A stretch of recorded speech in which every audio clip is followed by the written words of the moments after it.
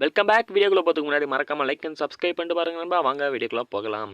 நம்ம தலை வந்து பார்த்தீங்கன்னா யங் பிளேயர்ஸ்லாம் எடுத்து வச்சிருக்காரு. ருத்ராஜ், நம்ம ரச்சின் ரவீந்திரா, அப்புறம் தீக்ஷனா மற்றும் பத்திரனா இவங்கலாம் வந்து பார்த்தீங்கன்னா சிஎஸ்கேவோட யங் பிளேயர்ஸ். ஸோ போக போக வந்து பார்த்தீங்கன்னா இன்னும் வளர்ந்து வருவாங்க.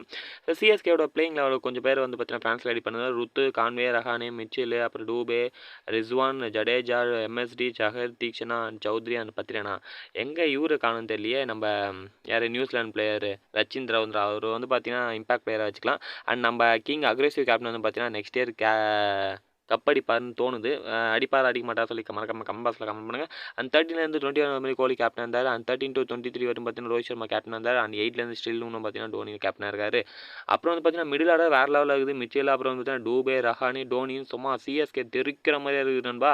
அப்புறம் வந்து பார்த்தீங்கன்னா ஒரு 5 பேர் எடுத்துருக்காங்க. நம்ம ரவீந்திரா, அப்புறம் ரிஸ்வானு, மிச்சில், அப்புறம் வந்து பார்த்தீங்கன்னா முஸ்தபீர், அப்புறம் தாகூர் இவெல்லாம் வந்து பார்த்தீங்கன்னா நல்ல பைட்டு தான் நினைக்கிறேன்.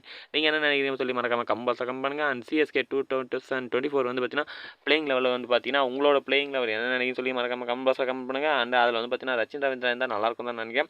தலை வந்து பார்த்தீங்கன்னா இறங்கிட்டாது 6th ட்ராஃபி அடிப்பதுக்கு. சிஎஸ்கே ட்ராஃபியை வின் வின் பண்ணாத சொல்லி மறக்காம கம்பாஸில் கமெண்ட் பண்ணுங்கள். எனக்கு தெரிஞ்சு வின் பண்ண தான் நினைக்கிறேன். தலை வந்து பார்த்தீங்கன்னா 8லேருந்து பார்த்தீங்கன்னா ஸ்டில் 24 வந்து பார்த்தீங்கன்னா இன்னமும் கேப்டன் ஆகிறாரு. இன்னும் அடுத்த ஒரு 2-3 சீசன் கூட விளையாட போகிற வேற மாதிரி. அப்புறம் வந்து பார்த்தீங்கன்னா தலை வந்து பார்த்தீங்கன்னா கேப்டன் பாண்டியா ஆகிட்டார் சொல்லி நியூஸ் பேப்பரை பார்த்து சந்தோஷப்பட்டுக்கிறாரு. என்னன்னு தெரியலையே.